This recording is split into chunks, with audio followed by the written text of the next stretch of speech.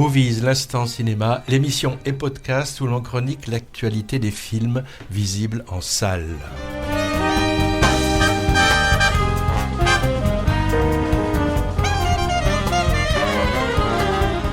Bienvenue dans la dernière de 2025, avec toujours aux manettes et au micro, roulement de tambour, Patrick Servel. Bonjour à tous, bonjour à toutes. Et bonjour claquement Patrick. de castagnettes, Bonjour les lutins. Céline Thibault. Et en exclusivité aujourd'hui, oui, le Père Noël.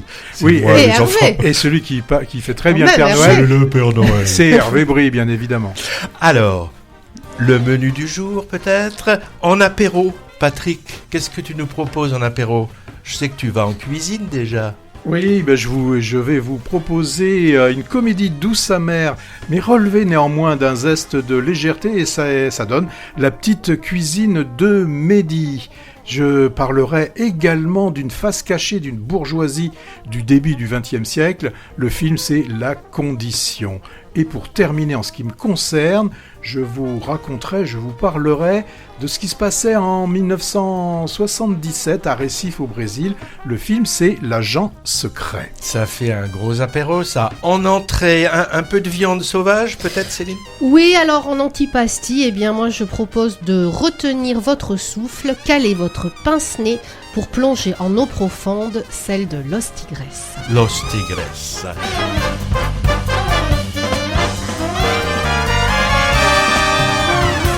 Et le en plat du principal jour. alors, oui. Plat du jour. Le choix entre le troisième opus de la saga Avatar, qui écrase tout sur son passage, ou alors Les enfants vont bien, drame familial sensible avec Camille Cotin en tête de gondole. Ou encore un autre film français qui relate la découverte dans les années 30 d'étranges artefacts géants sur le sol du désert péruvien. Ça, c'est dans Lady Nazca. Et en dessert, notre best-of 2025, un choix parmi les films qui nous ont le plus fait vibrer cette année. Et on pose café, tiens, quelques mots sur l'expo Orson Welles à la Cinémathèque parisienne. Et bien sûr, deuxième couche et viseur comme d'habitude.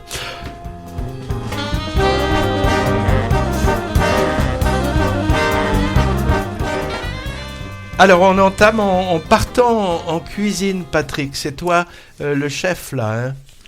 Oui, je vous parle de cette petite cuisine de Mehdi réalisée par Amin Hadjina, qui est issu du théâtre et qui nous propose là son premier long métrage.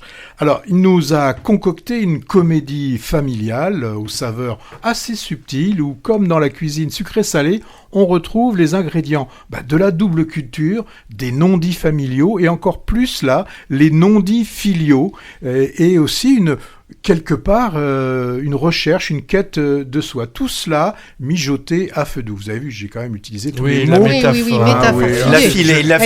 Il a filé comme la Ligo, tiens. Voilà, je suis très métaphorique aujourd'hui. Alors, ceux qui aiment plutôt la cuisine moléculaire ou expérimentale, il est préférable qu'ils n'aillent pas voir la petite cuisine de Mehdi, car ici, pas de révolution au niveau de la mise en scène, ni au niveau de l'interprétation, ou le choix des décors, cadrage, etc. Pas de révolution, mais un respect des codes de la comédie, et surtout en évitant les lourdeurs de certains films où la vulgarité est bien présente et qui nous plombe trop souvent les comédies que l'on appelle dites populaires. C'est étonnant, on voudrait toujours que dès que c'est populaire, il faudrait mettre des choses qui sont lourdes, graveleuses, et des choses comme ça. Je pense pas au Baudin ni rien, non, mais à d'autres...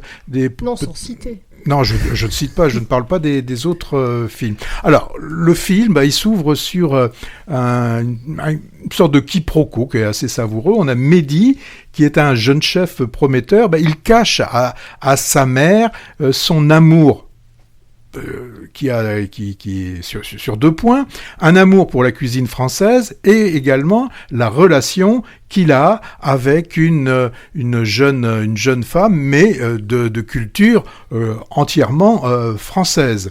Et que va-t-il faire se retrouvant avec un dilemme, puisque cette jeune fille voudrait voir la mère de Mehdi, mais le Mehdi, pensant que la mère, ce sera assez assez compliqué, eh bien il va s'inventer, il va se créer une autre mer. Alors, c'est sûr que avec une idée comme ça, on pense qu'on va avoir une comédie, un vaudeville où on va avoir une enfilade de scènes plus ou moins douteuses. C'est pas du tout le cas, Antoine. Moi j'appelle ça un vaudeville. Oh, mais voilà. Mais bon, là, vous allez avoir... Il veut à chaque fois mettre son grain de sel. Moi, j'ai trouvé que le scénario était assez intelligent et surtout qu'on avait une distribution que j'ai trouvé impeccable. On verra ce que nous dira l'Hervé Brie. Une mention peut-être à celle qui nous joue la matriarche, qui est interprétée par Yam Abbas. Moi, j'ai trouvé qu'on a une recette qui fonctionne bien. Il y a quand même... ça évoque quand même les tensions culturelles qui peuvent exister et en mêlant comédie et drame familial. Bon, pour moi, c'est filmé avec tendresse.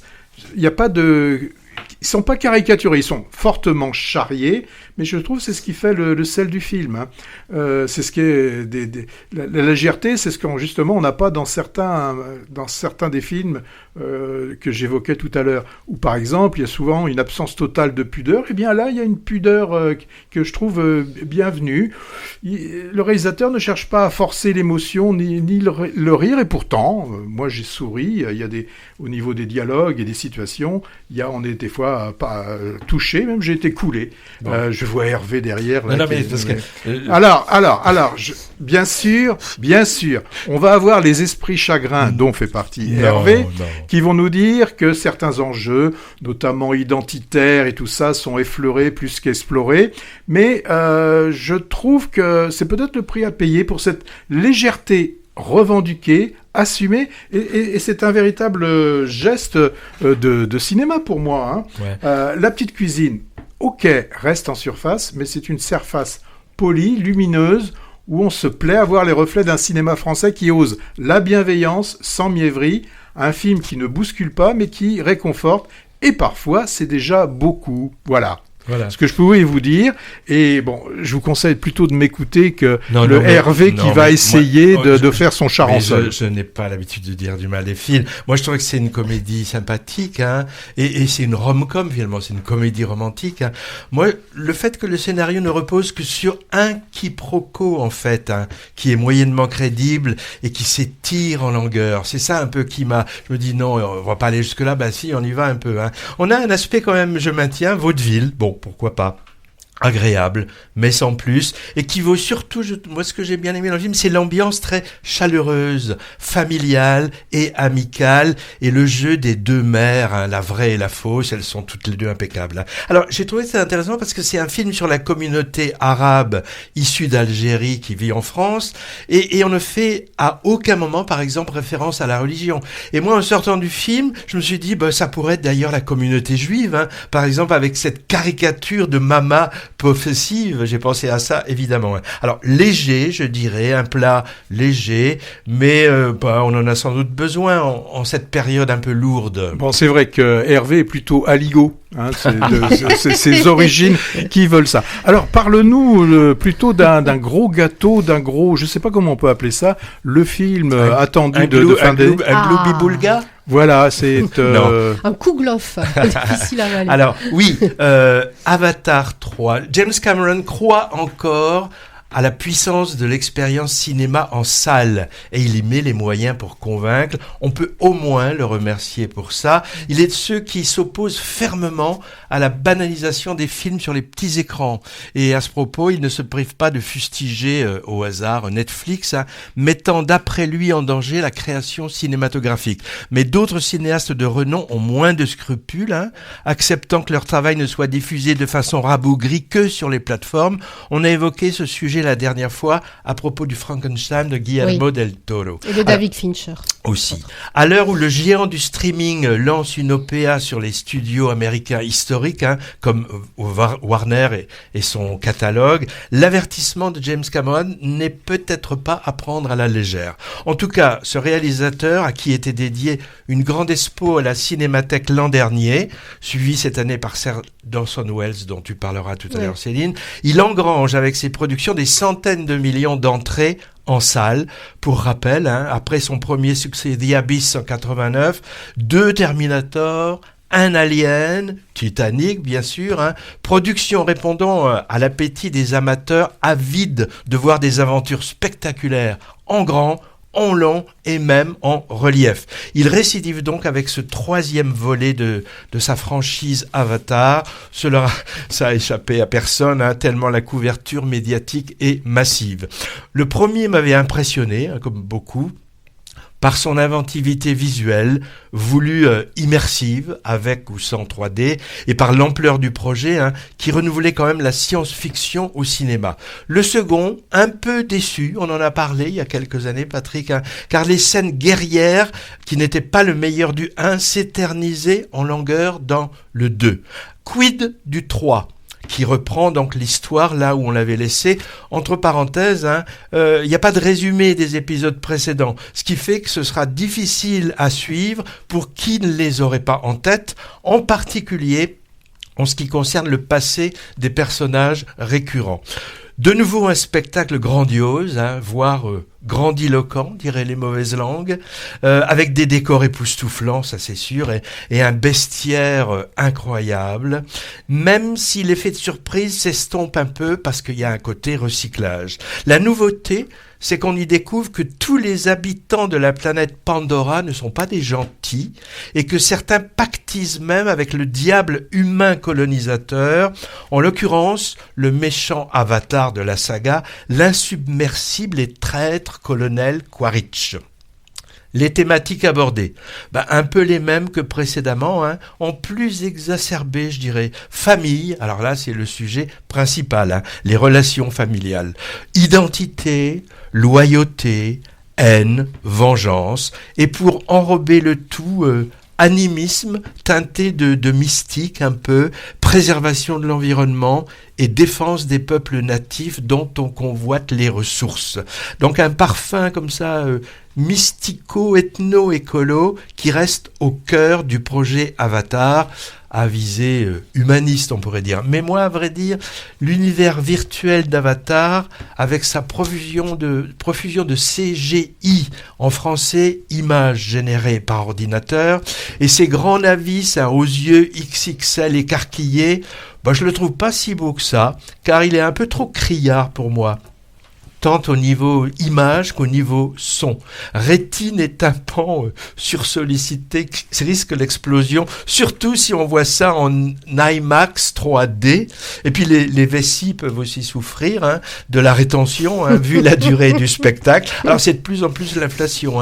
Premier 2h40, second 3h05, troisième 3h20. Alors quant à Sigourney Weaver, créditée au casting, on n'est pas loin du foutage de gueule quand même, car elle apparaît sous forme humaine 5 secondes à la fin.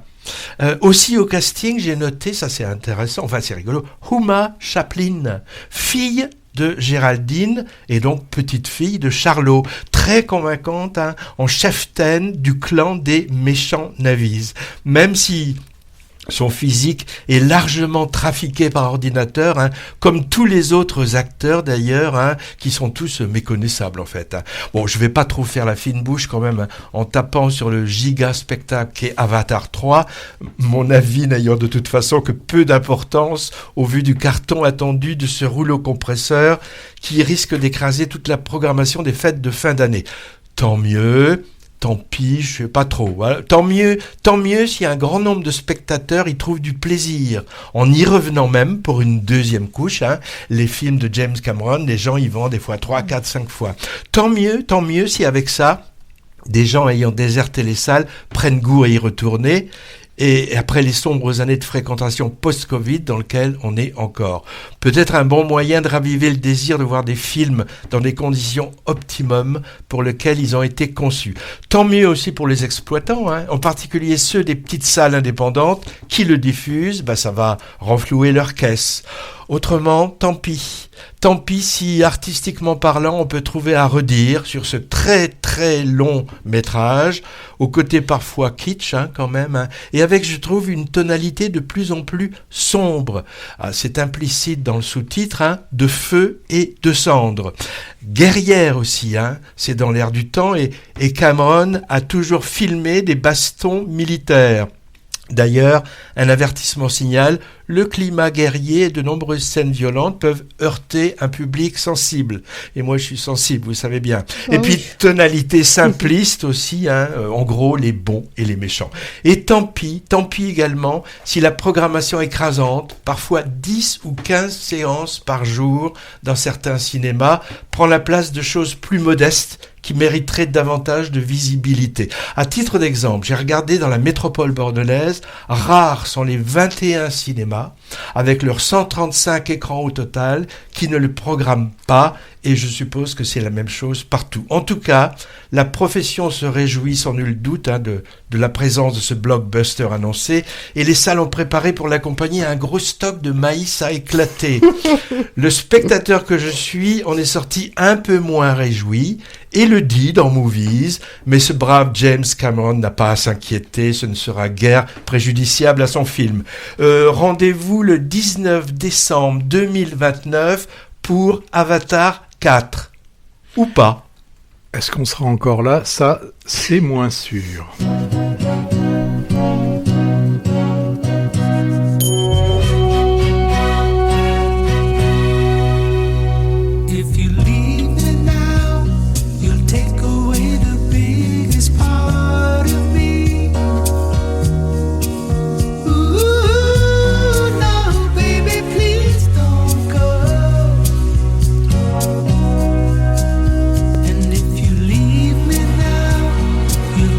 Away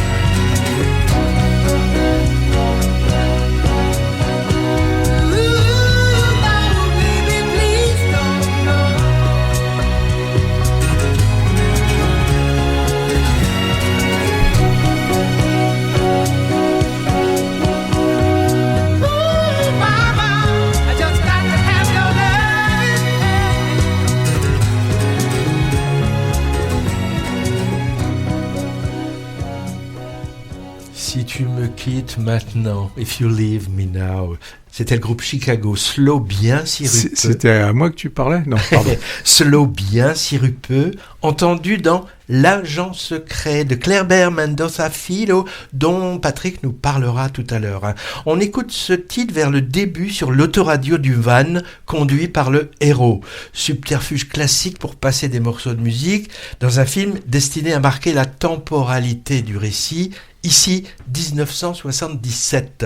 Le groupe Chicago, dont j'étais fan à l'adolescence, c'est-à-dire il y a si peu de temps, il a fait bien d'autres choses qui dépotaient davantage. Démonstration tout à l'heure. Et maintenant... Oui, maintenant c'est Céline qui va causer dans le poste. Et qui part en Espagne. Oui, je pars en Andalousie, plus exactement, avec Los Tigres. Donc, pour ceux qui n'auraient pas fait d'espagnol comme moi, ça veut dire les tigres. Les tigres, c'est le surnom attribué depuis plusieurs générations à une lignée de scaphandriers, célèbres en Andalousie et au-delà. Antonio et Estrella, ce sont les deux héros, n'échappent pas à cette destinée aquatique. Le frère est un scaphandrier aguerri, sa sœur étudie les fonds marins et aide donc le frère Antonio sur les navires où il exerce dans le port de la ville andalouse Huelva.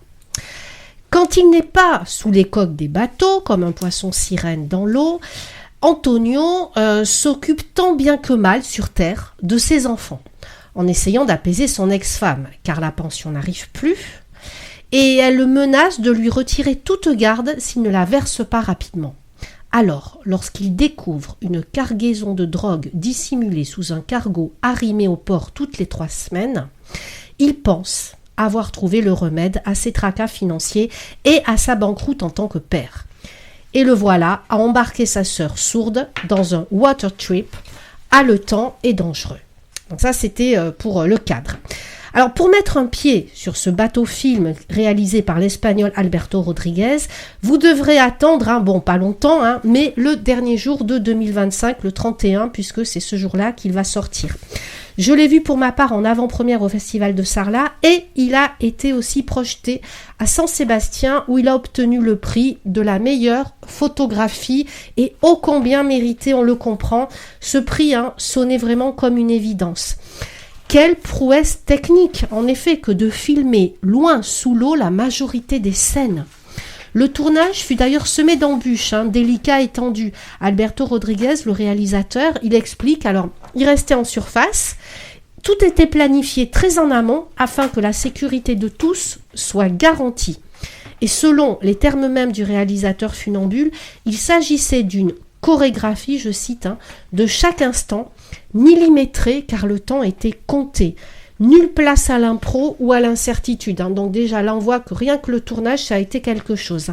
Et cette tension technique qui a été vécue par toute l'équipe, elle transpire dans le film, où le spectateur essuiera peut-être quelques gouttes de sueur, pétrifié et en apnée tout du long. Moi j'ai vraiment beaucoup aimé ce film et j'ai retenu mon souffle. Dans ce polar, sur fond de trafic de drogue en haute mer, d'ailleurs cette partie-là, c'est la partie la plus fictionnelle du film, on verra qu'il y a une partie beaucoup plus documentaire pour moi. J'ai également retenu mon souffle en assistant à ce thriller subaquatique, où le vert glauque de l'océan nous invite à une descente aux enfers dans les abysses à chaque fois qu'Antonio plonge. Notre cœur suspend ses battements, tandis que celui du scaphandrier se fait de plus en plus faible au fil de ses découvertes parfois macabres. Je n'en dirai pas plus. Donc, oui, un polar, un thriller, ça, il n'y a pas photo. Très bien huilé, mais ce n'est pas tout. Pour moi, Los Tigres, c'est également, peut-être même surtout d'ailleurs, une chronique documentaire originale de ce monde portuaire, de ce métier méconnu de scaphandrier, hautement à risque évidemment, risque mais adrénaline. Un métier qui vous ensorcelle et ne vous fait plus toucher terre. Tant Antonio et Estrella, alors Estrella c'est l'étoile, donc peut-être l'étoile de mer ici, tant Antonio et Estrella semblent inadaptés au genre humain terrestre, mais par contre, mais on ne peut plus agile dans l'eau en fait. On découvre ici une communauté qui est un peu en marge à travers une réalisation au plus près de cette classe ouvrière vivant très chichement. Mais ce n'est pas tout. Et je dirais que à cette chronique documentaire, il y a encore autre chose qui s'ajoute, un dernier fil et non des moindres, le drame intimiste. Ou plutôt au pluriel, plusieurs drames. Tout s'entrelace, tels les algues gigantesques qui enserrent la carcasse de la voiture épave que découvre le plongeur au fond de l'eau avec son cadavre à un moment donné. Alors pourquoi ? Alors drame intimiste, de qui, de quoi ? On y voit Antonio et son usure, tant physique, on l'a vu, c'est un métier vraiment éreintant, que mental, les affres de son divorce. Et d'ailleurs, si le couple ne fonctionne pas, on comprend bien aussi que c'est lié à ses absences prolongées. On y voit également Estrella et la solitude de sa surdité, également sa position initiale d'ombre dans la lumière de son frère, l'aîné renommé. Et on y voit aussi eux deux justement. J'ai beaucoup aimé là, le rapport entre les deux. Ils sont emprisonnés dans le culte de leur père, qui leur a appris et transmis l'amour invétéré à la mère. Cette lignée donc de Los Tigres a honoré coûte que coûte, et il y a comme un conflit de loyauté vis-à-vis de cette figure tutélaire omniprésente, même morte, entre les enfants devenus adultes. Car ce sont deux adultes qui sont marqués par un traumatisme de jeunesse. Il y a eu un jeu pipé au départ, dont la tricherie empoisonnera la construction identitaire d'Estrella, et qui va se dénouer à la fin. Donc pour finir, je dirais qu'on a en fait beaucoup d'empathie pour ces deux êtres amphibies, tenus par deux acteurs vraiment qui tiennent très très bien leur rôle, Antonio Della Torre, pour donc le frère, et la sœur Barbara Leni, tous deux impeccables, et j'ai lu, parce que moi je ne les connaissais pas, qu'ils sont vraiment célèbres dans leur pays en Espagne, et que Barbara Leni va d'ailleurs bientôt tourner dans le prochain Almodovar. En 2024, le palpitant polar de Rodriguez, La Isla Mínima, nous menait déjà en Andalousie. Il faut se souvenir qu'il avait été récompensé à l'époque de 10 Goya en 2014, bigre quand même. 2024. Et là, en 2014. Ah, d'accord, en oui, 2014. Oui, 2014. Et là, alors je ne sais pas ce que l'avenir lui réserve au-delà de ce que lui a décerné San Sébastien, mais là en 2025, les poissons tigres nous plongent dans un huis clos à queue incroyable. Et bon, je dirais que moi, j'ai depuis appris peu que j'avais le mal de mer. Je suis par ailleurs agoraphobe. J'aime pas nager là où j'ai pas pied. Enfin, rien n'aurait pu me prédire à aimer ce film.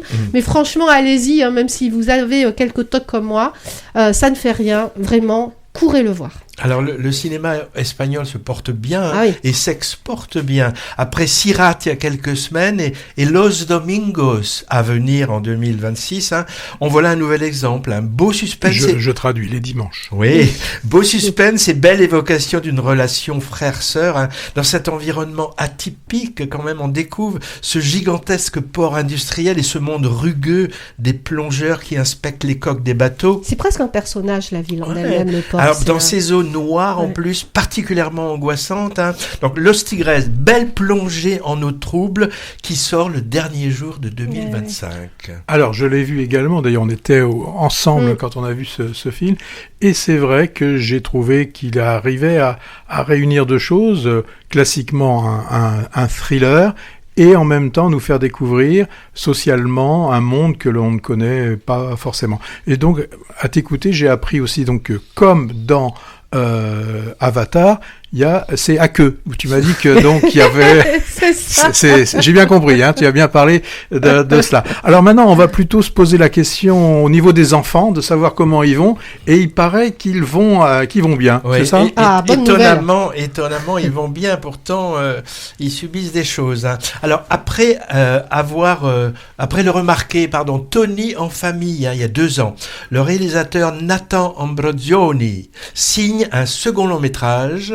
Les enfants vont bien, de nouveau porté par Camille Cotin. Alors ce jeune cinéaste, il était venu présenter son film au Festival d'Angoulême au début de l'automne. Il a 26 ans, on dirait un ado en fait. Et il reste avec son second très fidèle à la thématique familiale, mais cette fois-ci dans un registre plus dramatique que la comédie tendre qu'il avait révélée. Le début, un soir, Suzanne, accompagnée de ses 2 jeunes enfants, 6 et 10 ans environ, débarque de manière impromptue chez sa sœur aînée, Jeanne, un peu prise au dépourvu car elles ne se sont pas vues depuis longtemps, et Suzanne ne paraît pas dans son assiette. La petite famille va passer la nuit là-bas et au matin, surprise, Jeanne n'est plus là. Alors les enfants sont au chocolat, évidemment, et la grande sœur va devoir gérer. Argument mince a priori, mais la psychologie des personnages va s'épaissir.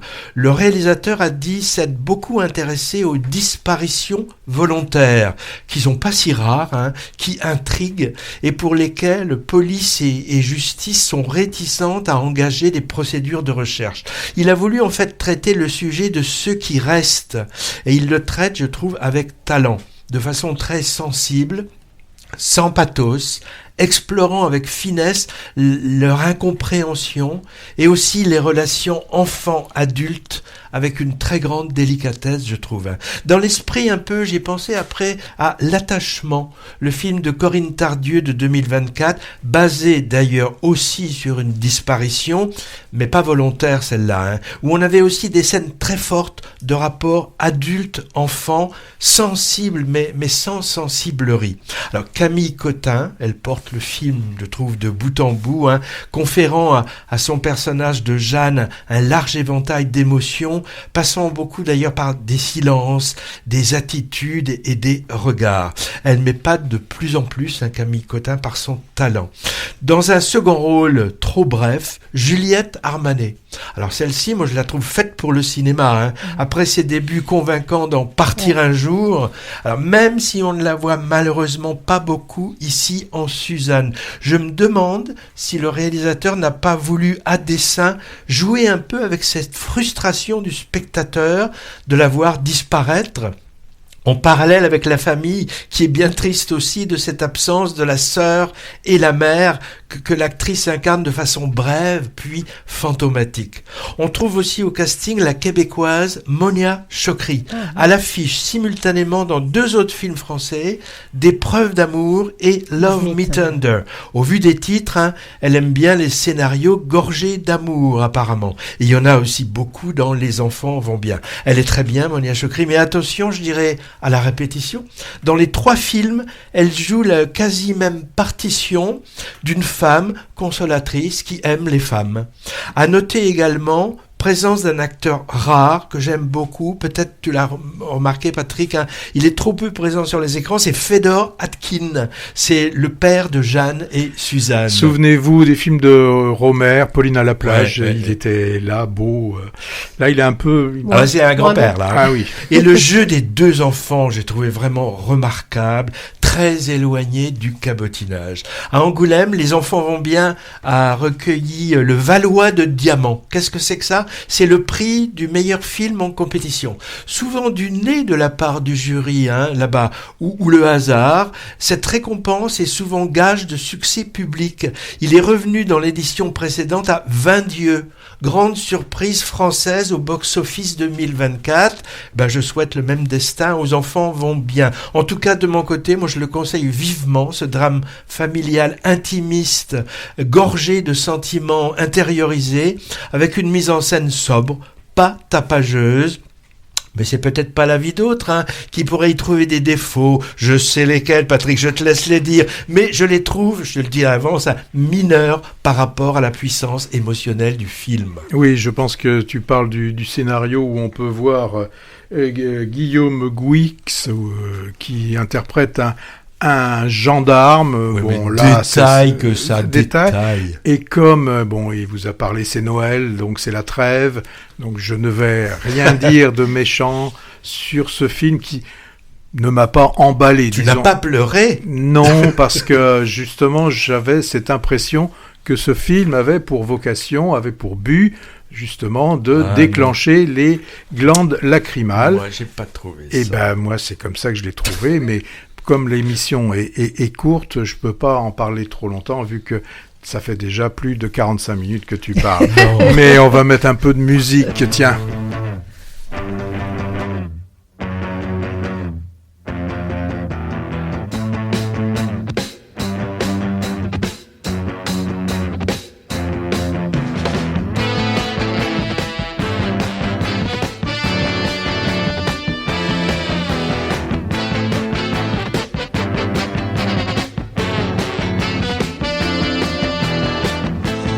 Waiting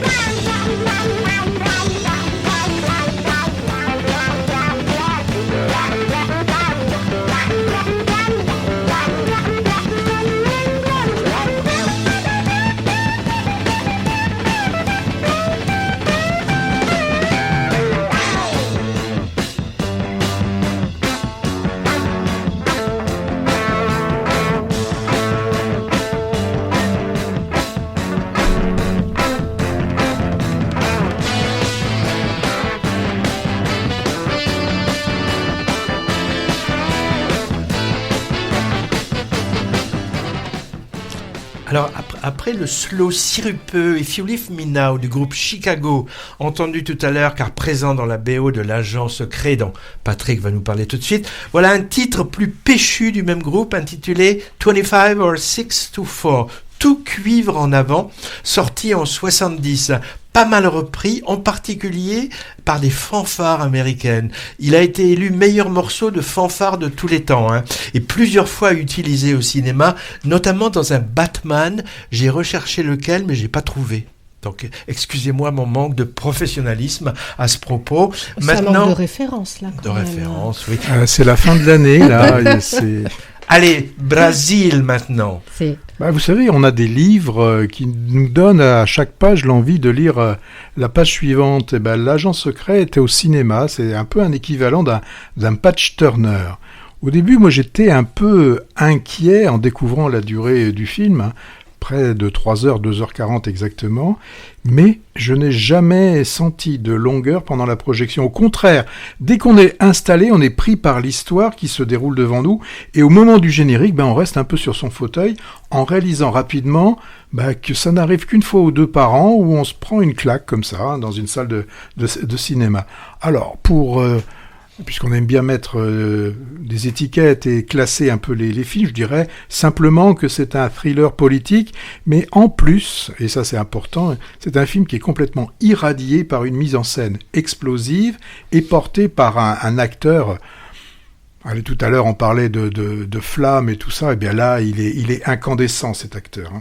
Alors, la scène d'introduction, on découvre une Volkswagen jaune canari qui s'arrête pour prendre de l'essence. Et là, le ton est donné, la mise en scène fera le film. Je peux même dire que la mise en scène sera le film. À bord de cette voiture, on comprend qu'on se dirige vers Recife. Alors, je ne sais pas si on dit Recife ou Recife, je sais pas.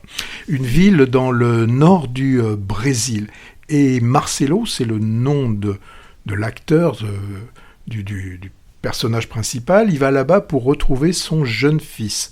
On est en 1977, en pleine dictature. Voilà où se trouve l'agent secret. Alors on va avoir des coups de fil qui vont être passés sans qu'on sache exactement à qui, pourquoi. Mais ce que l'on va comprendre aisément, c'est que Marcelo est traqué. Et certainement pour des actes ou des idées qui seraient et qui doivent être contre-gouvernementales. Ça fait penser à un autre film sorti cette année, qui est celui de Paul Thomas Anderson, Une bataille après l'autre. Alors, je vous ai dit que L'agent secret est un thriller politique, mais c'est aussi une réussite dans le genre. Ces films où vous avez un gibier, un chasseur, on a une scène qui est très belle, assez longue d'ailleurs et haletante. De traque. Oui, dans un marché avec des gouttes de sang qui seraient un peu comme des cailloux du Petit Pousset. Et elle est particulièrement réussie. Là aussi, je fais le parallèle avec cette poursuite en voiture d'une bataille après l'autre. Le réalisateur, Kleber Mendonça Filho, il continue en fait une exploration des failles de son pays, le Brésil. Alors, on n'a pas une reconstitution figée. Mendonça, il filme l'histoire comme si c'était une matière, une matière vivante, presque organique. Là, sa caméra, elle glisse, elle s'attarde, s'échappe. Une caméra qui est capable de capter les silences autant que les cris, autant les regards que les gestes. Pour ce film, donc, je le répète, qui s'appelle L'agent secret. Alors parfois c'est difficile à suivre, on a de la difficulté parfois à se situer dans le temps, est-ce qu'on est dans le passé ou le présent, on a l'impression que le passé est présent dans le présent, c'est un peu compliqué ce que je suis en train de vous dire, mais il y a aussi, on n'est pas aidé, et c'est ça aussi qui fait l'intérêt du film, c'est qu'il y a un montage assez elliptique, assez sensoriel, et puis on sent que cet acteur, ce Marcelo, il est un peu paranoïaque quand même. C'est assez intéressant. Il a du coup à l'être. Oui, mais le réalisateur, j'ai eu cette impression, en tout cas c'est ce que j'ai ressenti, d'être entraîné dans un labyrinthe. Kafkaïen. Kafkaïen, je sais pas. Ça revient dans plein de films en ce moment. Mais là, vraiment, et puis bon, Ouais. on a Wagner Moura, qui a été récompensé à Cannes à juste titre. Il nous livre une performance, mais avec une intensité. Tout à l'heure, j'ai parlé d'incandescence, je pourrais parler aussi de magnétisme.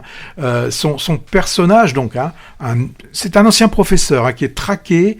Il est, comment vous dire, il est opaque et bouleversant. Dans ce film, il y a plein de choses. Il y a des ruptures de ton, il y a des silences. C'est de la comédie aussi. Il y a un peu de tout, et c'est ça qui fait l'intérêt de ce film. Il a cette capacité, le réalisateur, Mendoza, à filmer son acteur. Alors, on a souvent des plans serrés, dans des intérieurs étouffants. On se retrouve dans des rues saturées de son. Voilà, ce film, c'est de la mise en scène, c'est de l'ambiance. Alors, c'est pas un film facile. Il exige du spectateur. Tu vois. Oui, je trouve qu'il faut accepter exigeant, on va dire. C'est un film exigeant et c'est intéressant quand il fait appel au peu d'intelligence qui nous reste dans nos cerveaux. Parle pour toi. Donc moi je trouve que quand le cinéma nous propose, nous spectateurs, un acte de travail, de réflexion, je trouve que le film il a gagné. C'est un film qui hante longtemps après la projection. Et alors moi je l'ai pas revu, ça fait plus de 2 mois que je l'ai vu, mais simplement en revoyant le film annonce, il y a plein de choses qui sont remontées. C'est pas un film bavard, c'est un film qui ne cherche pas à convaincre, mais qui nous fait ressentir les choses. Et j'ai trouvé que pour moi c'était un film très important de cette année 2025. Je vois Céline qui se dit, est-ce que je vais aller voir ce film? Parce que vu comment il l'a raconté sans rien raconter, parce qu'on est plus dans de l'ambiance, on est plus dans du ressenti. Mais rien que la bande-annonce. Alors, maintenant, vous êtes prêts pour une heure parce qu'il va... Non, c'est pas ça. Non, je signale que Patrick nous a parlé de l'agent secret, puisqu'il n'a pas nommé, je crois. Si, je l'ai dit 2 fois. D'accord. Alors, l'un des immanquables du dernier festival de Cannes, oui, il a été doublement récompensé, comme tu l'as signalé, mise en scène et l'acteur, je crois. Et l'acteur, oui. Et même quadruplement, puisqu'il a aussi reçu là-bas le prix FIPRESSI, celui de la presse internationale, et le prix AFCAE en plus. Bref, il est blindé de prix. Alors, un film politique haletant, avec des bons gros bouts de cinéma dedans. Mise en scène intelligente, au service d'un récit touffu, et des scènes de suspense incroyables. Et puis, surprenantes, ces incursions dans le présent contemporain. C'est ça que j'ai trouvé vraiment... Et puis aussi, le fait qu'il laisse des parts d'ombre au personnage principal, qui demeure mystérieux jusqu'au bout, cet agent secret, finalement. Autrement, j'ai adoré la mamie impayable qui s'occupe de la pension accueillant les dissidents. Elle est toute quasiment squelettique. Elle me fait penser à une qu'on voyait dans un des premiers films de Cédric Clapiche. Elle est toute maigrichonne, mais qu'est-ce qu'elle maintient bien, elle tient bien sa maison. Alors, je ne sais pas si vous le saviez, mais Scoop, le réalisateur Kleber Mendoza Filho, il est très francophile. Une partie de sa famille est française, dont son épouse, qui est la productrice du film. Et il a indiqué avoir écrit L'agent secret à Bordeaux. Au cinéma Utopia, qu'il a accueilli quelque temps en résidence, alors qu'il était exilé, fuyant le régime de Bolsonaro. En tout cas, classique instantané, qui arrive à la dernière minute de 2025, tout juste pour être outsider dans le best-of movies, peut-être. On verra. Oui. Et tu vas nous parler, Hervé... on reste en Amérique du Sud. De Lady Nazca, c'est ça? On reste en Amérique du Sud. Mais Kezako, là, je comprends pas. Alors, Lady Nazca, titre à consonance anglo-espagnol, pour un film pourtant bien de chez nous, et qui présente une touche d'originalité bienvenue dans le paysage cinématographique français. Parce que, faut bien dire qu'entre petits ou grands films d'auteurs qui se regardent le nombril, drames sociaux plombants et grosses comédoches qui ressassent. Comédoche, j'aime bien ça. Ouais. Très péjoratif. Je caricature un peu là, mais qui aime bien châtie bien. Et puis j'ai pas cité de nom, donc voilà. Eh bien voilà, avec Lady Nazca, un objet curieux que j'ai trouvé vraiment très intéressant dans la forme comme pour son sujet et qui m'a appris des choses. Bon, de quoi ça parle? On peut parler de portrait historique et pédagogique romanesque. Milieu des années 30, Pérou. Maria, jeune femme allemande réfugiée dans la capitale cosmopolite, Lima, elle est prof de maths remplaçante et ça la passionne pas. Elle habite en coloc avec une amie amoureuse, plutôt mondaine. En quête d'aventure, elle va accompagner en tant que traductrice un archéologue français et son équipe pour une mission d'exploration dans le désert péruvien de Nazca.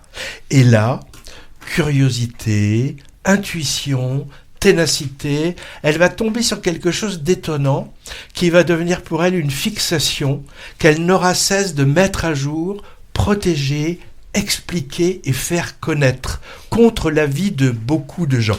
Je ne veux pas trop dévoiler, je vais donner un seul indice, le mot géoglyphe, qui évoquera peut-être des choses à certains et certaines qui ne saurait pas découvrira cette curiosité quand même assez connue, car maintenant au patrimoine mondial de l'UNESCO, en grande partie grâce à notre découvreuse, dont on va suivre le parcours semé d'embûches pendant quelques années. Histoire vraie, alors peut-être ici un peu enjolivé, mais fictionner c'est forcément trahir, non ? Un carton final poursuit la biographie filmée de cette Maria Reich, mais en omettant par exemple de dire, j'ai trouvé dommage, que les explications sur la fonction des artefacts qu'elle a contribué à faire connaître au monde entier, c'est un des ressorts dramatiques du film, sont sans doute fausses maintenant, leur mystère reste entier.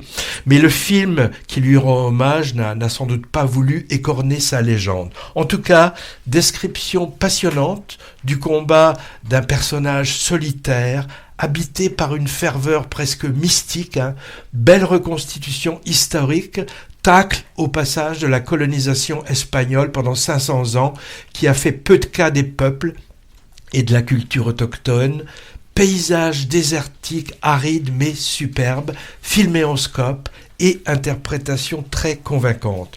Bon point à l'actrice franco-britannique Olivia Ross. Je la connaissais pas. Elle a un côté Vicky Krieps pour le physique, c'est-à-dire une beauté simple, très expressive, et pour cette sensation aussi de force fragile qu'elle imprime à son personnage. Et aussi, j'y ai pensé pour son côté polyglotte. Elle parle français, anglais, espagnol, un peu allemand et quechua dans ce film, avec apparemment une parfaite aisance. C'est aussi ce multilinguisme qui fait le charme de ce biopic partiel. Guillaume Gallienne, alors moi c'est un acteur que je porte pas forcément spécialement dans mon cœur, et il est ici pas mal de tout, moins cabotin que d'habitude, dans un personnage d'archéologue français, mais j'ai regardé ensuite, dans la réalité, il était américain, ce personnage. Le réalisateur de cette fiction historique, sans doute pas mal romancée, s'appelle Damien Dorsaz. Il est suisse, à l'origine acteur, aperçu dans des seconds rôles au ciné et à la télé. C'est son premier long métrage de fiction, mais j'ai vu qu'il avait de la suite dans les idées, parce qu'il a déjà réalisé une vingtaine d'années de ça, un documentaire sur cette Maria Reich. Donc il connaît bien l'histoire qu'il a mis en scène. Alors on peut ajouter quand même que ce film fait partie de l'entreprise actuelle très louable de réhabilitation de personnalités féminines jusque-là invisibilisées du monde culturel, artistique, social, politique ou scientifique. C'est le cas avec cet archéologue. C'est très intéressant parce que le grand public découvre ou redécouvre grâce à des travaux universitaires, des essais, des reportages, des expositions, des documentaires ou des fictions comme celle-ci, tout un tas de choses faites par des femmes étonnantes dont le rôle a souvent été occulté jusqu'à maintenant dans l'histoire officielle. J'espère que ce petit film discret, ouais, on peut l'appeler comme ça, qui a peu de presse, trouvera son public, mais j'en doute un peu. Il faudrait mettre la bande-annonce avant les séances de Avatar, ça boosterait sans doute sa fréquentation. Alors notre cinéma partenaire, le Jean Eustache de Pessac, très axé sur les films historiques, je trouve qu'il gagnerait à le programmer, mais je crois que c'est pas prévu malheureusement. Alors remarque pour terminer, de nouveau, un film qui évoque, sans tabou, mais ici de manière peu démonstrative, époque oblige, l'amour entre femmes. Il y en a 4 ou 5 en ce moment sur les écrans, dont d'ailleurs La Condition et Les enfants vont bien, dont on parle aussi aujourd'hui.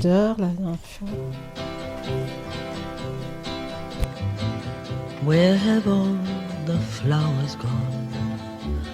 Long time passing. Where have all the flowers gone? Long time ago. Where have all the flowers gone? Young girls pick them, everyone.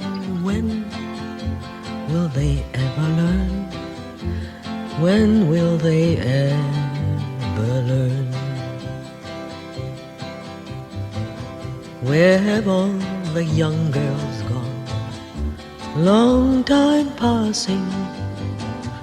Where have all the young girls gone? Long time ago. Where have all the young girls gone? Gone to young men, everyone. When will they ever learn? When will they ever learn? Where have all the young men gone? Long time passing. Where have all the young men gone? Long time ago. Where have all the young men gone? Gone to soldier, everyone. When will they ever learn? When will they ever learn? Where have all the soldiers gone? Long time passing. Where have all the soldiers gone? Long time ago. Where have all the soldiers gone? Gone to graveyards, everyone. When will they ever learn? When will they ever learn? Where have all the graveyards gone? Long time passing. Where have all the graveyards gone? Long time ago. Where have all the graveyards gone? Gone to flower, everyone. When will they ever learn? When will they ever learn? Where have all the flowers gone? Long time passing. Where have all the flowers gone? Long time ago. Where have all the flowers gone? Young girls pick them, everyone. When will they ever learn? When will they ever learn?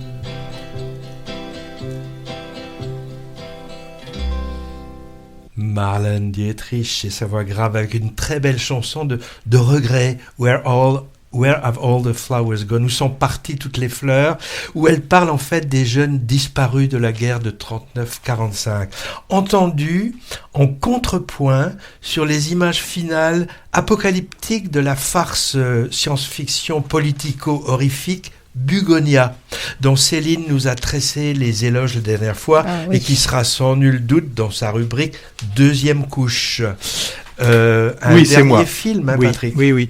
Je vais vous parler, donc je vais donner le titre du film dès Bravo, le début. ça c'est bien, ça c'est sérieux. Oui. Alors, de quoi vas-tu nous parler? Eh bien, je vais vous parler de ce qui se passait en ce début du XXe siècle en France, où la bourgeoisie a remplacé l'aristocratie.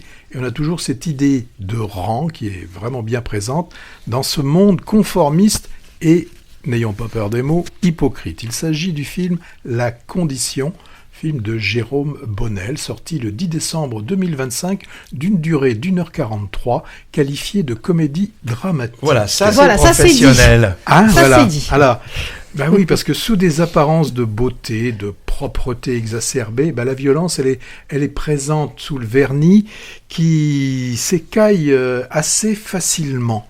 On a une femme qui se refuse à son mari, à son devoir conjugal, et fait que le dit mari, lui, il va s'autoriser à la fornication avec le personnel, quand on ne peut pas utiliser sa propre femme, je dis bien utiliser, on se dirige vers le personnel. C'est pas de l'adultère dans ce cas, non, ce n'est qu'une bonne, et une bonne, on peut la chasser du jour au lendemain, sans que ne soit demandée la moindre explication. C'est une sorte de CDD avec une période d'essai infinie, le rêve pour certains employeurs. Alors, on est loin des idées de lumière. D'ailleurs, ce qui est intéressant, même si on voit la voiture automobile qui fait son apparition dans les campagnes, l'éclairage est encore à la bougie. Dès qu'on est loin d'une grande ville, et même si on est fortuné, l'électricité, elle n'arrive pas partout. On a le mari bourgeois, notable provincial. Notaire, je crois. Oui, c'est un notaire. Alors un être qui peut nous apparaître comme ça, qui peut être drôle, sensible, pourquoi pas, allons jusque-là, tendre, c'est une apparence, parce que, ok, il peut pleurer, s'excuser, faire culpabiliser l'autre, toujours dans l'apparence, parce que, en fait, c'est pas forcément une brute, un violeur, là, vous savez, ceux qui, dans la pénombre d'une rue londonienne, non, le violeur, ça peut être le mari, le père, l'oncle ou le maître. Pourquoi le film s'intitule La Condition ? Et c'est pas le titre qui a été repris du roman, puisque le roman qui est à l'origine de ce film, c'est Amour. Et là, c'est vrai que amour au pluriel. Là, ce sont des amours assez bizarres dans ce film. Alors, le réalisateur nous dit pourquoi il a choisi ce titre qui a plein de sens, parce que la condition, c'est la condition humaine, la condition de la bourgeoise, la condition des femmes, la condition des hommes, et puis à un moment donné dans le film, c'est une condition qui va être donnée. Le personnage de Victor, la femme, elle va passer un marché avec son mari. Vous découvrirez en voyant à condition que. Oui, à condition que. Takalalala. Alors, ce film, j'ai trouvé que pour moi, c'est une réussite. Pourquoi ? Scénario original, il y a même un ou deux twists un peu dans le film, avec des personnages qui évoluent au cours du film. Je pense par exemple à celle qui joue la femme, interprétée par Louise Chevillotte.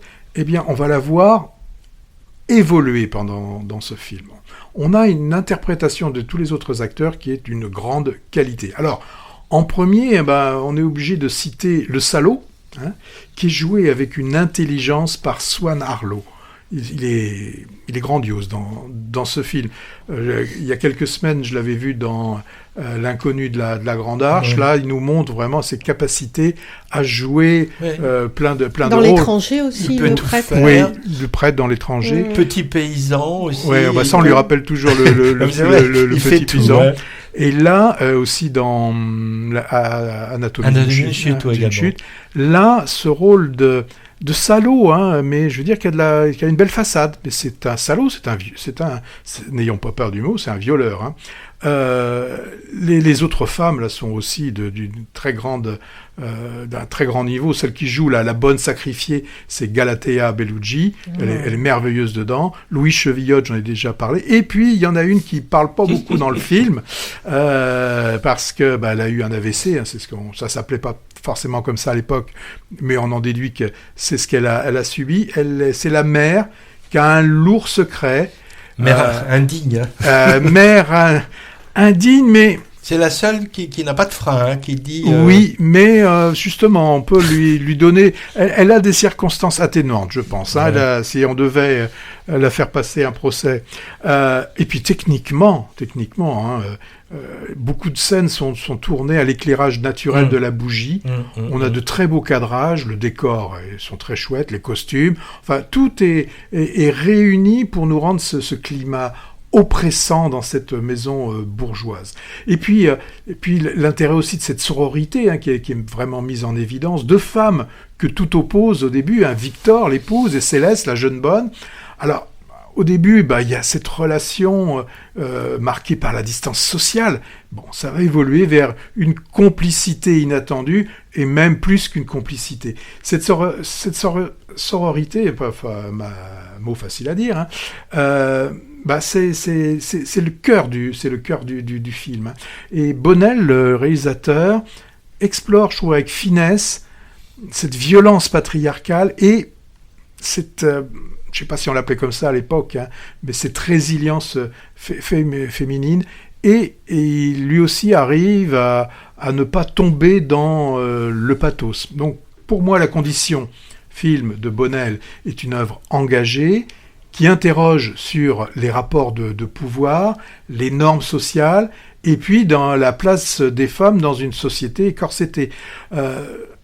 Est-ce que les choses ont évolué, heureusement, mais je pense que ce film continue quand même à faire réfléchir sur la condition des hommes, la condition des femmes.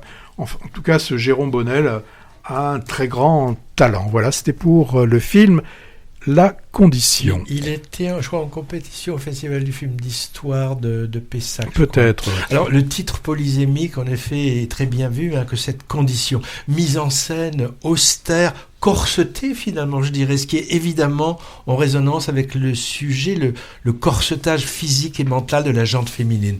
La plupart des scènes, il y a très peu de scènes extérieures, hein, se situent dans cette maison-prison, et tu l'as dit, hein, les éclairages d'intérieur léchés, superbe photographie, costumes et décors, tout est bon. Swan Arlo, alors comme d'habitude, hein, très bon. Et ce qui est étonnant, c'est que je trouve qu'il est fort, il arrive à maintenir une part d'humanité à son personnage, de salaud perclus de problèmes. Hein.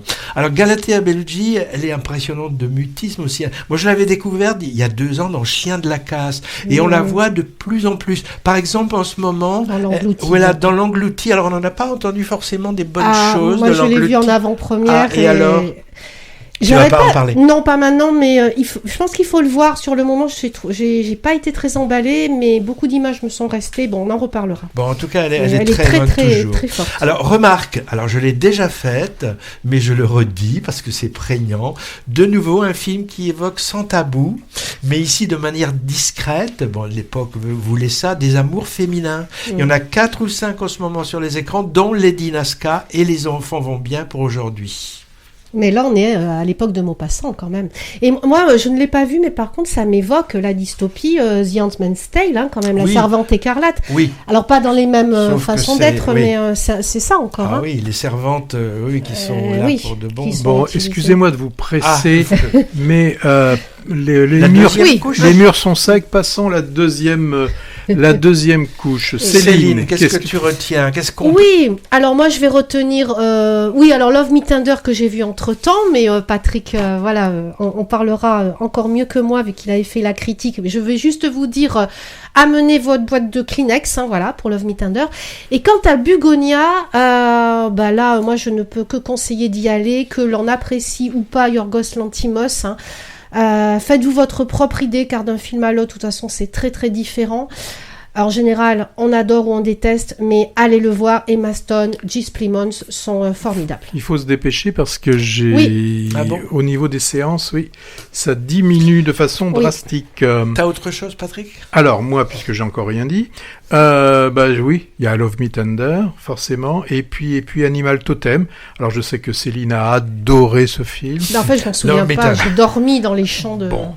Non, très... Derrière Delépine. Oui, des films de Delépine, avec des cadrages, des photos, et puis le monde de Delépine, voilà. Bon, moi je retiens On vous croit, resserré et fort, l'audience d'une famille auprès d'un juge pour la garde des enfants, et l'intermédiaire. Alors bon thriller américain qui utilise jusqu'à plus soif les codes du film d'espionnage, pas sûr qu'il soit encore à l'affiche. Et roulement, il est temps... roulement de tambour. Alors après les ours berlinois, les lions vénitiens, les léopards de Locarno, les salamandres de Sarlat et les Valois d'Angoulême, et avant les Golden Globes, Oscar et autres Césars, voici les trophées annuels Movies. Les grenouilles. Transmis en modovision. Chacun d'entre nous a choisi secrètement quelques films considérés comme les must perso de l'année 2025. De mon côté, sans classement, je sais pas pour vous, peut-être qu'on aura des recoupements, peut-être pas, on va voir. Qui commence ? Je pense qu'on va commencer par Céline. Allez, oui, avec plaisir. Alors, ton best-of. Alors, de mon 2025. best-of, moi, il est classé pour ma part pour la remise des grenouilles et du crapaud d'or. Mais je vais faire rapidement, puisque tous ont déjà été critiqués à Movies. Donc, je vais commencer par la 10e place et juste les citer. J'aurai juste un petit quelque chose pour les 3 premiers. En 10e position, Marco, l'énigme d'une vie. 2 points. Espagnol. Film espagnol, et on verra qu'il y en a d'autres dans mon... Voilà. En 9e position, le seul et unique français, vraiment j'en suis la première dépitée, mais j'ai vu beaucoup moins de films que vous aussi, alors c'est le Quentin Dupieux, l'accident de piano, qui honnêtement, pour moi, voilà, est une très très bonne comédie, bien grinçante. En 8e position, ce sera un film anglais d'Andrea Arnold, Bird, qui est passé en début d'année et là, qui m'a vraiment beaucoup marqué. En 7e position, vous allez voir, c'est très éclectique dans les genres. Oui, et vas-y, n'aie pas peur. En 7e ah non, j'ai pas peur, je suis contente. Ça m'a pris du temps. En 7e position, c'est un film américain d'un réalisateur peu connu, Zach Krieger, Évanoui. Ouais. Film d'horreur. Ouais, mais alors un truc de fou, vraiment, vraiment extraordinaire. Film 6, j'en ai parlé très récemment, ce sera le Yorgos Lanthimos Bugonia. Oui. Film 5, nous partons dans les pays où il fait très très froid. Film norvégien, Love Able. Alors là, je l'avais pas aimé celui-là. Alors moi j'ai un couple qui se déchire. Ah oui, mais j'ai trouvé que c'est une mise en scène incroyable. Ouais. 4e position, j'en ai parlé tout à l'heure, il me tenait à cœur. 2e film espagnol pour moi, Los Tigres. Voilà. Il a failli pas être dans le 2025, ça. Il sort juste le 31. De justesse. Oui. Voilà, nous arrivons dans le top 3. Je tiens à dire déjà que 2 parmi mes 10 sont des premiers films. Donc déjà, Love Able, c'est un premier film d'une réalisatrice. En 3e position, je remets le plus fondant des oursons en guimauve à... Je sais pas. Left-Handed Girl. Ah oui. Le Taïwanais Tsu Chi-Tsing. À tes souhaits. En 2e position, je décerne, et là je sais qu'il y en a qui vous n'allez pas du tout d'accord avec moi, je décerne la perle romanesque à Cervantes. Ah ben oui. Cervantes avant Don Quichotte. Dont mon confrère Hervé à ma droite était le jour même avec moi dans la salle. Voilà. C'était pas mal. Italo-espagnol, donc ça fait 3 quand même, à moitié espagnol celui-là. Et le numéro 1, le Granit, et je dis bien Granit parce que c'est un film très âpre quand même, le Granit d'or à A Normal Family, le film sud-coréen de Ji-ho Ur. Voilà. Et c'est rare d'ailleurs, chez moi, vous voyez dans le top 3, qui est quand même 2 films asiatiques. Je ne suis pas d'habitude extrêmement encline aux films asiatiques. Et là, j'avoue, 2 qui sont dans mon top 3. Aussi, c'est très varié. J'en ai peut-être plus vu que d'habitude. Alors, hors compétition, pour finir, pour l'expérience sensorielle, comme une météorite qui tombe inopinément au moment où l'endormissement me guettait, et c'est pour ça que je ne l'ai pas mis dans mon top 10. Laisse-moi deviner, c'est Sirat. Oui, c'est Sirat, t'en avais deviné. C'est Sirat, voilà. Je ne l'ai pas mis dans les 10 parce qu'il y a vraiment des moments où, voilà, faut choisir, c'est éliminer, donc voilà. C'est ça, mais malgré tout, quelle expérience. Bon, voilà. D'accord. Alors, le best-of de Patrick, je ne sais pas s'il y a des choses qui sont... donc, j'ai 42 films à vous donner dans mon, très bien. Dans mon best-of, à tout à l'heure. Je mentionne juste rapidement, je ne les ai pas mis dans mon top 5, mais film merveilleux qui s'appelait When the Light Breaks. Donc ça, c'est très, très, très beau film. Ce film ouzbek, Dimanche. J'avais bien aimé. Il y a forcément, il a fait partie de la liste, c'est The Brutalist. Il est dans la liste, mais c'était dans ma shortlist. Il est là. Il y a forcément aussi Un simple accident. J'ai mis aussi Nouvelle Vague. et puis L'inconnu de la Grande Arche. Donc ça, c'est ceux, j'en ai même 11, hein, c'est ceux qui vont de 6. Alors après, c'est vrai que pour les 5 qui sont dans mon top 5, si je vous raconte l'histoire le retour de Lang, un ancien détenu dans une petite ville chinoise en pleine mutation. J'ai trouvé. Où il essaie de retrouver sa place aux côtés de son père. C'est un chien noir. C'est Black Dog. Ça a vraiment été le film. Alors, moi que j'avais vu en 2024, mais comme il est sorti en 2025, je le mets bien pour mes films préférés de 2025. Une mise en scène virtuose, des plans séquences audacieux. On va essayer de deviner là et aussi. une Amérique dystopique, la paranoïa, la mémoire, j'ai trouvé. Une critique sociale acerbe, alternance entre une comédie noire, thriller politique, drame familial, des scènes qui m'ont évoqué Kubrick, Tarantino. Et l'acteur de Titanic. Voilà. D'accord.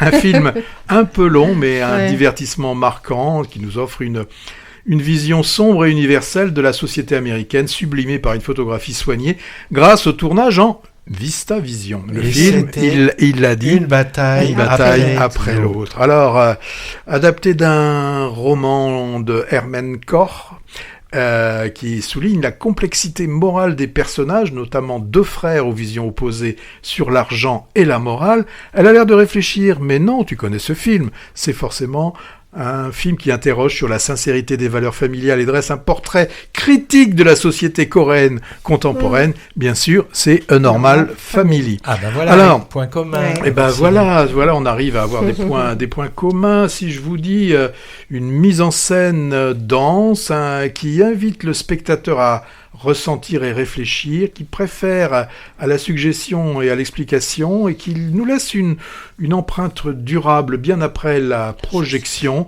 Film qui nous vient du Brésil et dont j'ai parlé il y a peu de temps.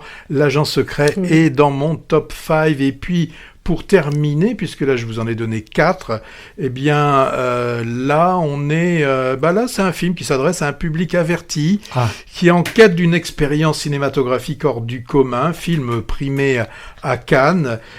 C'est une quête existentielle au cœur du désert marocain, où Louis et son fils cherchent la fille aînée disparue. Une œuvre immersive, sensorielle, avec une esthétique brute et une violence maîtrisée, une réflexion sur la fragilité humaine et la dimension spirituelle de la quête. Vous l'avez tout ça retrouvé. Il s'agit bien sûr de Sirat.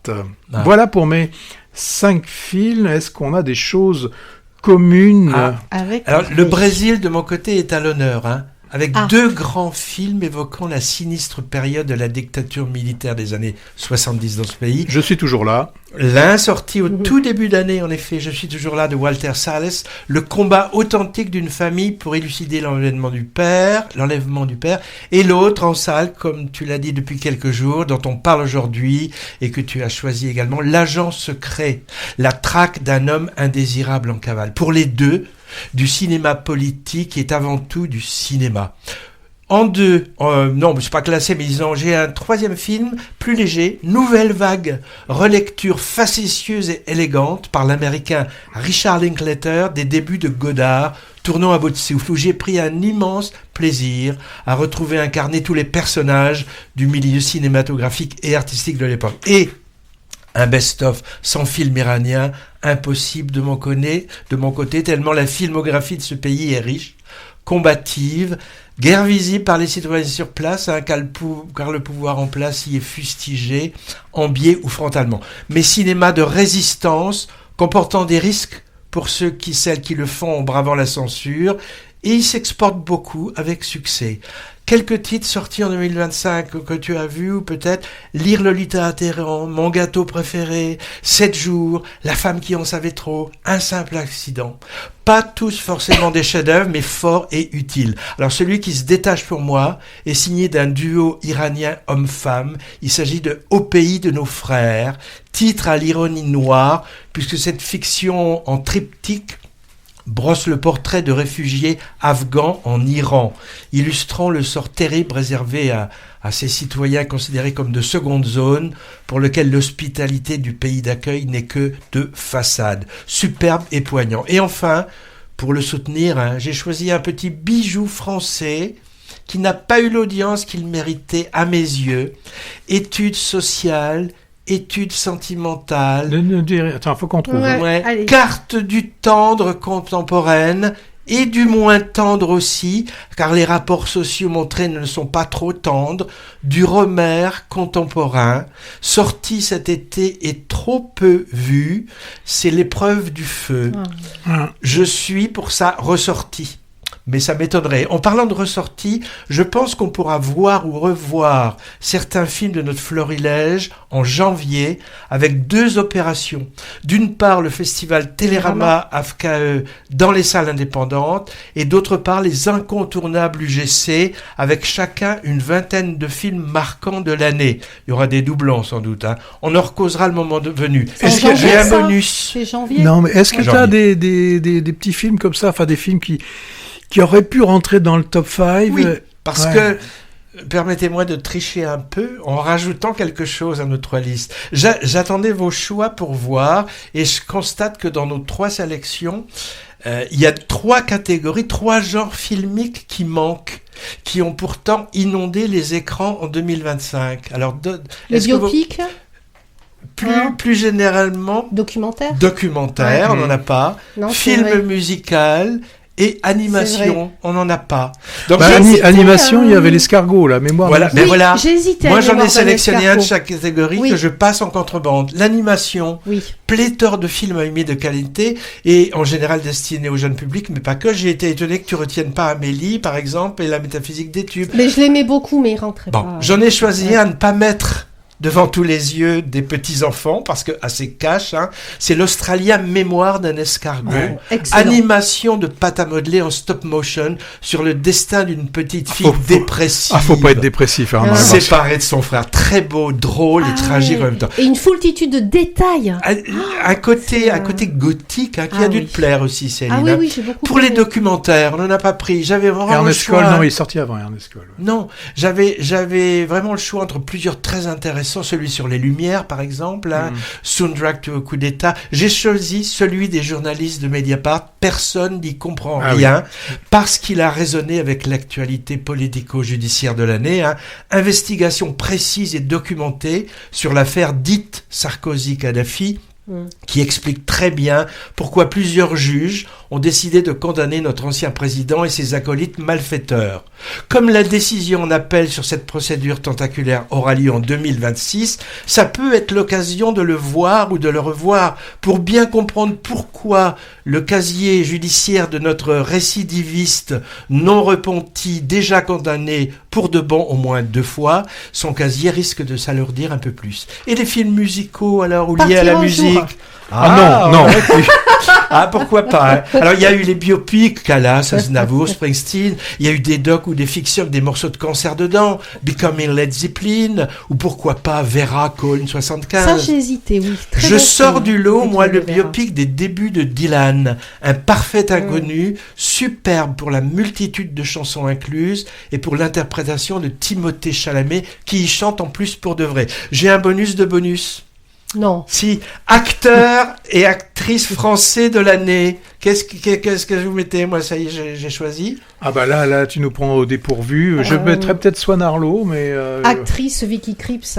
Bon, Pour Love Me moi j'ai Tender. mis Léa Drucker, qu'on a vu en Alors, 2025 entre autres, experte en art, le tableau volé, mais je crois que c'était plus 2024 ça.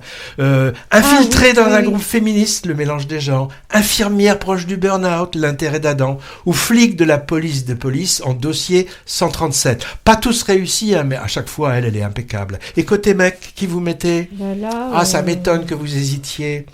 Bah oui, mais là, je voilà. sais. Ah, Moi, c'est j'ai mis, c'est et facile. vous allez être d'accord C'est avec moi. facile. C'est un Bastien Bouillon. Ah, mais oui, c'est Ben vrai. oui. On Loué, voit partout. loué à juste titre pour ses prestations dans Partir un jour et Connemara, où il joue à peu près le même rôle de prolo patineur. C'est Bouillon au carré, Et aussi dans le récent L'incroyable Femme des Neiges, en frère de Blanche Gardin, ça nous fait Bouillon cube. On le reverra. Mais surtout, on le reverra dans À pied d'œuvre. Voilà. Et là, je Oui. pense que c'est là qu'il a... Dans l'affaire Bojarski, Et Bojarski, en 2026, oui. C'est vrai en que- enquêteur d'un Il traquant enchaîne, info-monnayeur, et dans À pied d'œuvre, tu l'as dit, en écrivain dans la dèche devant la caméra de Valérie Donzelli. Léa Drucker, elle elle sera du prochain Gustave Kerfen. Il y a aussi Camille Cotin. Cette Camille année, Cotin, ouais, j'ai elle a hésité. beaucoup tourné. Le prochain, donc, Gustave Kerven, C'est voilà, pas c'est fini. Non, c'est pas fini, Non, c'est le titre du film, voilà, c'est fini. Mais moi, c'est fini, oui. Mais puisque tu n'as pas respecté quand même, ben oui, il en a Tu rajouté. vas en rajouter aussi. J'en rajoute un parce que il y a aussi un genre dont on n'a pas parlé et c'est les films comiques. Et moi, je mettrais, il était dans mon top 20, c'est un ours dans le Jura. Ah oui, il est bien.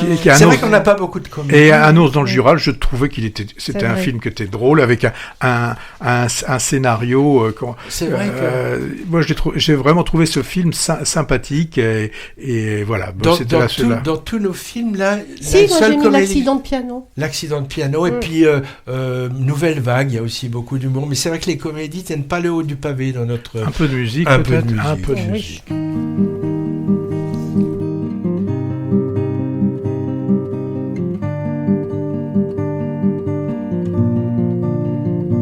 Oh, my mama, she gave me these feathered breaths. Oh, my mama, she told me, use your voice, my little bird. She said, sing, sing, sing, sing, sing, sing melodies.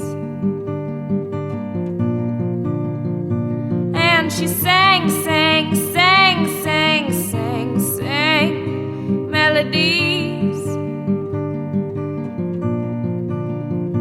Oh, my mama, she did give me fancy feet I'll be dancing on. And I'll tap, tap, tap my toes into those creaking floorboards. Oh, my mama, she took my little hand and held on tight. Oh, the mamas give the waters of their wells. Oh, the mamas give the babies this very dirt we're walking on. Oh, my mama, she gave me these feathered breaths.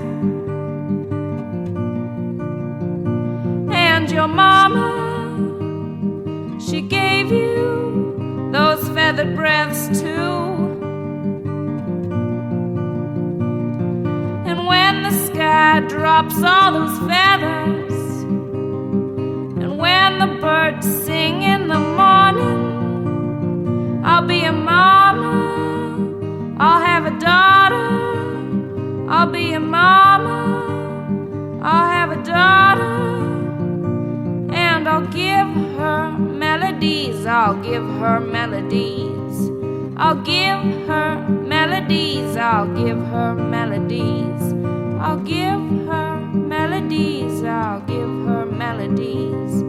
I'll give her melodies, I'll give her melodies. And she'll be my little bird. And then she'll fly. She'll fly. Alela Diane, chanteuse folk américaine avec ce Oh My Mama, hymne à sa maman, raccord avec l'utilisation du titre dans la BO de Dites-lui que je l'aime, signé Roman Moringer, hommage à la mère disparue de Clémentine Autain et conjointement à celle de la réalisatrice elle-même. Docu-fiction qu'on s'est accordé, hein, Patrick et moi, à trouver au mieux maladroit, au pire crispant.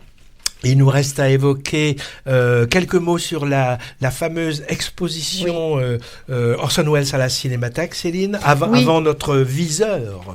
Eh bien oui, j'ai poussé la porte de la Cinémathèque début décembre. Et donc pour aller voir cette exposition intitulée My Name is Orson Welles. Donc pour environ, on va dire à la louche, 15 € de billets avec le musée permanent en plus Méliès, c'est vraiment une petite merveille que cette exposition, je vous la conseille. Ça balaie toute sa vie de touche à tout de génie, on voit de son enfance à sa mort. Sur finalement peu de mètres carrés, mais c'est très chargé en informations. D'abord, on voit son enfance ballottée, comment il a été adopté, sa précocité, à l'école où il était acteur, écrivain, il est monté sur les planches, comment il a refusé une bourse à Harvard pour parcourir les pays anglo-saxons à dos de cheval, les poches percées. On voit à quel point c'était un bluffeur, enfin bon. Après, on voit ses mises en scène de Shakespeare, toujours quand il était très jeune, des mises en scène très anticonformistes. Et on voit aussi, puisque c'est vraiment un touche-à-tout, comme je l'ai dit, son poste d'animateur radio avec le fameux canular des extraterrestres, où là, on peut écouter... La guerre des mondes. Hein. Ah ouais, il y a eu un magnifique passage audio qui dure quelques minutes, où l'on peut lire également les lettres originales qui ont été écrites à la suite par des autorités complètement révoltées, enfin bon, qui étaient totalement outrées par ce canular. Voilà, donc c'est un film avec une exposition avec énormément de belles photos, il y a quelques objets d'Orson Welles lui-même, il y a des séquences de ses films, puisque bon, il ne faut pas évidemment ramener Orson Welles à Citizen Kane, même si on a eu tendance à dire que c'était le film de sa vie et que beaucoup après se diront influencés par ce film-là, mais il en a fait beaucoup d'autres. Il y a de très belles installations et on voit également qu'il a été magicien, il aimait bien couper ses femmes sur scène en plusieurs morceaux. Pour finir, il a été acteur de publicité. Il a fini en fait dans les petits postes télé de tout un chacun. Donc on peut le regretter ou pas, mais en tout cas voilà, c'est une vie extrêmement éclectique et l'exposition n'est pas pontifiante, elle est accessible à tous, y compris aux jeunes. Il y en avait d'ailleurs pas mal le jour où j'y suis allée, et on découvre cet être incandescent, multifacette, qui avait 40 000 idées à la seconde, pas toutes bonnes, mais peu importe. Moi j'ai eu l'impression d'une existence généreuse, d'un regard artistique novateur en faisant éclater les codes, voilà. Ou comment il arrivait parfois à faire de l'or avec 5 francs ou 5 $ 6 sous, quoi. C'était impressionnant. Voilà, donc je vous conseille résolument, profitez-en parce que ça se termine le 11 janvier prochain. Donc allez faire un tour de luge sur Rosebud en étant en hiver, profitez-en, c'est bientôt terminé. Et tu ne ramènes pas des puces de lit, Il n'y en a pas, non, parce que... Il y a des puces de lit dans les salles de la Cinémathèque à Paris qui sont du coup fermées. Ben ouais, mais là non. Alors il y avait une rétrospective par contre de certains de ces films, en effet, qui ont été annulés, visionnés, qui ont été annulés. Je ne sais pas début janvier s'ils auront rouvert, mais... Allez voir au moins l'exposition. Moi, j'y ai passé 2 bonnes heures. J'ai vraiment, il repasse entre autres la dernière scène de La Dame de Shanghai. Enfin, c'est formidable, avec une belle installation en miroir, c'est super. Alors, dans le viseur, vous avez repéré des choses, vous ? Moi, j'ai repéré pas mal de choses. Des choses qui sont déjà sorties. Alors bon, L'âme idéale, ça a l'air d'être du comédie romantique teintée de fantastique. C'est avec Jonathan Cohen en tête de gondole. Ouais, faut voir, Rebuilding, alors j'en aurais bien parlé aujourd'hui, mais j'attends peut-être que vous allez voir. Américain, la reconstruction d'un cow-boy contemporain dans le ranch à brûler. Le chant des forêts, ça c'est pour ceux qui aiment les documentaires animalier. C'est celui qui a fait La Panthère des Neiges et j'espère que ce sera moins bavard que La Panthère des Neiges. Oui. Et Patrick, au lieu de mâchonner je sais pas quoi, tu vas aller voir peut-être L'amour qu'il nous reste. Drame familial islandais. Ça, c'est déjà sorti. Il y avait Fiori aussi qui est sorti. Fiori qui est déjà sorti. Voilà, j'ai pas eu le temps d'en parler non plus. Non, il va pas rester longtemps. Je sais pas si voilà, film italien. Alors, bientôt à l'affiche. Ça vous dirait La femme de ménage ? Non, j'ai lu le livre. Alors justement, ça, ouais. Bon, thriller tiré, ça se vend comme des petits pains, cette série de livres. Ah oui, c'est impressionnant. Et ça, c'est le premier. Maintenant, quand on connaît le twist final par le livre, voilà. Ok, mais La femme de ménage, ça n'a rien à voir avec l'histoire de la convocation. De la condition. Non, celle-là, non. Alors, il va arriver des sales trucs. J'ai failli aller le voir à un festival, je suis pas allé à cause de la longueur, mais j'ai vu la bande-annonce du maître du kabuki. Et franchement, fresque artistique japonaise et la bande-annonce, 3 heures quand même, hein. Et c'est le ticket japonais pour les Oscars. Oui, grand succès là-bas, chez les Nippons. Il a 11 fait... millions. Ouais. Moi, je suis à 12, tu vois. On n'a Alors, pas les mêmes chiffres. Le temps des moissons, là aussi la bande-annonce, fresque paysanne chinoise, vue à hauteur d'enfant et qui a l'air vraiment superbe. Hein. Et il y a aussi cette fameuse Île d'Arôme 1945, une enfance allemande. C'est du réalisateur germano-turc Fatih Akin, La fin de la guerre, vue là aussi à hauteur d'enfant. Bref, il y aura plein de choses d'ici la fin de l'année. Il est temps de se dire au revoir peut-être ? Oui. Alors moi j'ai un mot d'au revoir là, qu'est-ce que je voulais dire ? Je voulais dire, mais je trouve plus ce que je voulais dire. Tant mieux. Si, non. Ah bah, et on est censé souhaiter de joyeuses fêtes de fin d'année. Mais oui. À passer en bien partie sûr. au cinéma, bien sûr. Petite sélection de films pour les familles avec enfants. Des sorties en salle pas du tout opportunistes, hein, comme vous allez le voir.